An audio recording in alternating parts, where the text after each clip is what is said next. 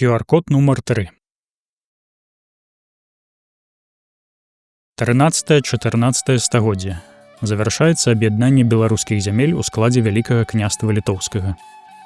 Разам са станаўленнем новай дзяржавы ідзе працэс фармавання беларускай народнасці. Развіваецца грашовая сістэма Вялікага княства.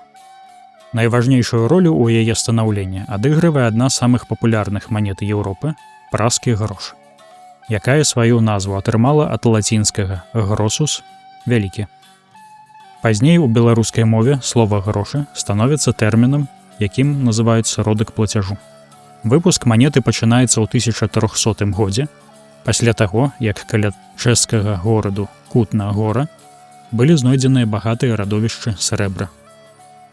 На беларускія землі манета трапляе праз паўднёвую частку Польшчы, Галіцыю, Кіеўшчыну і Чарнігаўшчыну. На вітрыне першыя праскія грошы прадстаўлены пад нумарамі 19 і 20. Срэбра. На аверсе каралеўская карона. На рэверсе выява льва з двума хвастамі, геральдычны сімвал Чэхіі. Вялікая, прыгожая і якасная манета цягам 14-15 стагоддзяў з'яўляецца галоўным сродкам плацяжу ў Вялікім княстве. У сучаснай беларускай нумізматыцы гэты час называюць перыядам праскага гроша. Канец 14 стагоддзя. У Вялікім княстве літоўскім з'яўляецца першая масавая уласная манета. Прычым у кожным рэгіёне свая. У цэнтральнай частцы срэбны літоўскі грошык. Паўгрош у дачыненні да праскага, які пасля дэвальвацыі атрымлівае назву пеніс. Славянізаваны варыянт нямецкага слова «пфеніх». Першыя тыпы грошыкаў вырабляюць на высокім узроўні, магчыма, з удзелам замежных майстроў, якіх запрасіў вялікі князь Альгерд. Наступныя эмісіі губляюць сваю якасць. Тэхнічны ўзровень вытворчасці падае. Манеты чаканяць з кавалкаў расплюшчанага штэмпелямі срэбнага дроту, так званая драцяная чаканка. У экспазіцыі пенізі пазначаныя нумарам 1. На манеце, што знаходзіцца злева, можна разгледзець шасціканцовы крыж. Гэта пенізі літоўскі, які, магчыма, быў адчаканены за часамі князя Ягайла. На манеце, што знаходзіцца справа, герб вялікага князя Вітаўта Калюмна. На іншых тагачасных пенізях можна ўбачыць герб пагоню, надпіс «Печат», наканечнік дзіды з крыжом, а таксама выявы людзей і жывёлаў. Канец 15-га, пачатак 16-га стагоддзяў. Цэнтрам манетнай вытворчасці ў Вялікім княстве становіцца Віленскі манетны двор.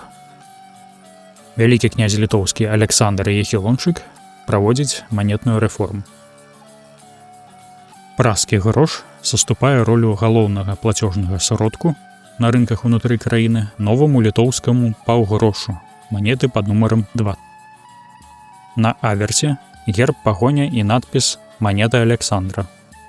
На рэверсе арол без кароны і надпіс «Вялікі князь літоўскі». Пад нумарам 3 манеты першай паловы 16 стагоддзя. Гэта час кіравання вялікага князя літоўскага Жыгемонта I Старога. У 1535-1536 годах упершыню эмітаваны уласны літоўскі грош. Раней чаканілі толькі паўгроша. У гэтай манеце чыстага срэбра болей, чым у польскім грошы. Таму афіцыйны курс 4 літоўскіх грошы за 5 польскіх. На некаторых манетах, акрамя году, таксама пазначаны месяц іх вырабу. Росквіт манетнай справы ў Вялікім княстве адбываецца за часамі Жыгемонта II Аўгуста, манеты пад нумарам 4. У грашовае абарачэнне ўводзяцца новыя наміналы манет, у тым ліку падвойны дэнарый, падвойны грош, трохграшовік, 4 грошы, 6грашовік, паўталер, талер і дукат. 1547 год. З'яўляецца першы літоўскі дукат, уласная залатая манета. 3,5 грамы. Золата 980 пробы. На аверсе партрэт Жыгемонта II Аўгуста. На рэверсе шасціпольны шчыт з 6 геральдычнымі сімваламі. 1564 год. Адчаканены першы літоўскі талер. Манета вырабленая на высокім тэхнічным і мастацкім узроўні. 28 грамаў. Срэбра 734 пробы. Найвышэйшы манетны намінал тагачаснай грашовай сістэмы. 1569 год. Пасля падпісання акту Люблінскай уніі, дзяржаўнага аб'яднання кароны польскай і Вялікага княства літоўскага, на палітычнай мапе свету з'яўляецца Рэч Паспалітая.